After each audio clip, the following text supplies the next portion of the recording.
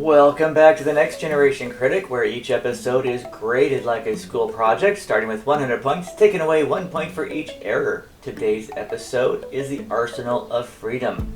The planet Minos was such an expert in arms dealing that their weapons actually destroyed their own planet. This is a great storyline idea, however the special effects are a little cheesy. The first point is lost because the stardate takes place after Tasha died. -1 point for an awkwardly moving planet. -1 point here. If they knew this about the planet, they should also have known it destroyed itself already. Jordy says, I number 1. -1 point for way too many extras on the bridge just wandering around today. Now there's somebody's foot, and now this extra doesn't know where to go. We learn a lot about Paul Rice, captain of the Drake, but unfortunately he died. Aww. So how many times has Commander Riker turned down a command of a ship? Tasha's thinking that was stupid. Riker says he wanted to be on the biggest ship of Starfleet instead. The two warriors are thinking, right, all you're concerned about is size. And on this planet, all the people are gone. Tasha says this is odd because usually there are a few survivors. Now for the greatest salesman of all time. He is also selling sex if you need a little something. What would happen if both warring factions came to the planet at the same time? Would they start fighting each other in space? Tasha poses like Peter Pan while Riker lets out a really good fart. I know they had limited resources, but the big blue wall in the background hurts this show, so -1 point. Riker says, I number 2. Now they argue about proper English. Is it by whom or by what? They believe the culprit is the second baseman. Now Captain Rice appears, but it turns out he's just a probe. Riker tells Rice that his mother is worried about him and they are from the good ship Lollipop. Riker calls him out and the probe encases him in bubble wrap. And -1 point here. When Tasha destroys the probe, the bubble wrap should have lost its power too. Another lost extra in the background with the same clipboard. -1 point for Captain Picard going down to the surface. -1 point for not sending a backup security team. Geordi says, I number 3. Picard says whatever happens on the surface stays on the surface. Deanna's thinking, I told him not to go down. If he gets himself killed, that's his problem. Don't blame me for it. Oh good, now the top 3 officers of the Enterprise are all on the surface, and they wonder why the Drake disappeared. That is not Data's hand, so -1 point. The planet is moving differently now, so -1 point. Picard and Crusher sneak off into the woods to fool around, but fall into a hole. Tasha says, Data, I need you, and Data says, you know, this really isn't the right time for that. Now they blame everything on the third baseman. It looks like they're going to get romantic, but they don't. Aww. Dr. Crusher has a broken arm. Picard tries to put on a splint, but she also has a broken leg and doesn't tell him, so -1 point. This also must be a very sophisticated signal because it took a while to get him out of that. -1 point for black pieces of paper on the console in the back, and another background takes another clipboard. The Enterprise is under attack. Deanna says the phasers are ready. She wants to shoot them up. Now Chief Engineer Logan wants to be a badass. I would normally take a point for the chief engineer not just doing a video chat and going all the way to the bridge.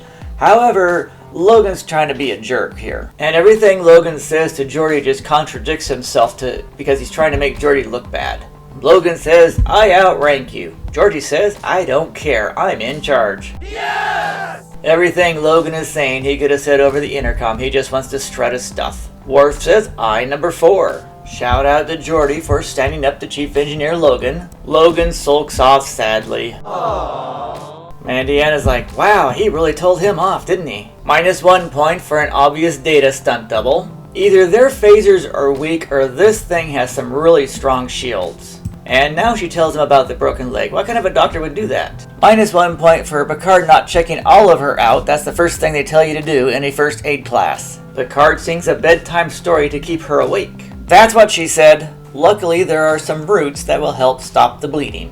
And now Picard finally looks for an escape route. Look closely. There are now 4 crewmen standing in the back to block the glare where the black paper is missing, and Ensign Sue is sitting on a pillow. This is not a mistake since Julia Nixon is actually pregnant at the time of filming. Deanna Troi has a plan. Geordi wants to go to the surface and get lucky.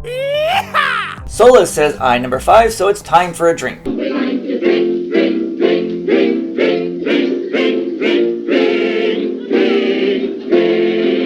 Geordi drank so much he now thinks he's Logan, and -1 point is pretty much impossible to fire while cloaked. And now the end is near. This is a rare overhead shot of the bridge where you can see the turbolift doors are a little bit at different angles, and there are 5 crewmen blocking the glare. So this says I number 6. -1 point for calling Logan back to the bridge. The turbolifts can take time. -1 point for putting Logan in charge of the saucer section. He is needed in engineering. It should have been the chief of the backup crew. Solus says I number 7.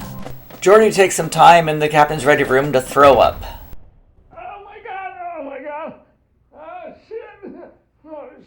Deanna comes in to give some advice. This is one of the few times anyone listens to her. Starting next year, they just say, mind your own business and go talk to Guinan. Solus says I number 8. You know Geordi means business when he does the Picard maneuver. Yes! This is reused footage from the pilot, so -1 point. Geordi says engage. In a few years, we're going to learn that her grandmother was also possessed by a very horny ghost. Captain Picard finds the third baseman. -1 point, Picard wipes off the screen 3 times. Now the world's best salesman appears. The poor people of Minos are destroyed by their own product, and this could happen in real life too. The kids found the parents goofing around in their hideout. -1 point for a data double jump. -1 point for not figuring out how to get Riker and Tasha down to safety. -1 point for no other crewmen on the battle bridge during a battle. -1 point for this explanation from Data. The power source might be farther away than we know about. The arrow doesn't move the way the probe does, so -1 point. Dr. Crusher has a solution. The only way to save yourself from total annihilation is to buy the product. What a sales gimmick. Now all they have to do is find the other salesman who's selling the space weapons. I love Geordi's comments. We're a little busy right now, I'll get back to you. -1 point for Geordi not explaining his battle plan to his crew. Solus says I number 9, and that's 5 I's in a row for him.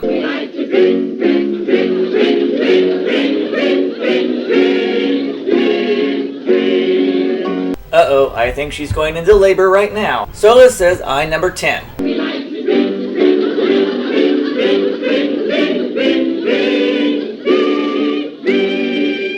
And Geordi's plan worked.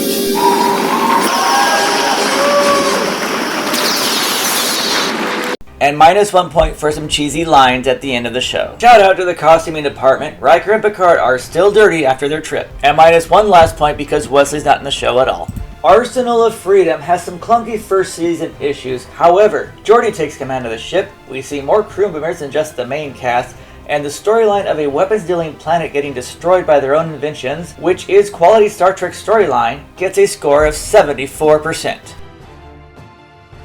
Marco Rodriguez has 135 screen credits, and we will see him again. He's also active in helping inner-city Latinos learn about acting. Vito Ruginis was born in the UK with 100 screen credits, including Boston Legal, X-Files, and Jumping Jack Flash. George de la Peña is very well known for his dancing skills. Julian Nixon was on Rambo. Yes! She was born in Singapore and will be back on Deep Space Nine. 1 month after this episode aired, she gave birth to baby China Soul.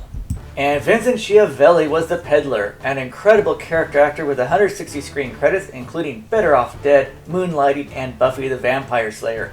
Unfortunately, lung cancer took him from us early on. Thanks for viewing. Be sure to leave comments below and click that like button, the share button, and that subscribe button, and I'll see you again soon.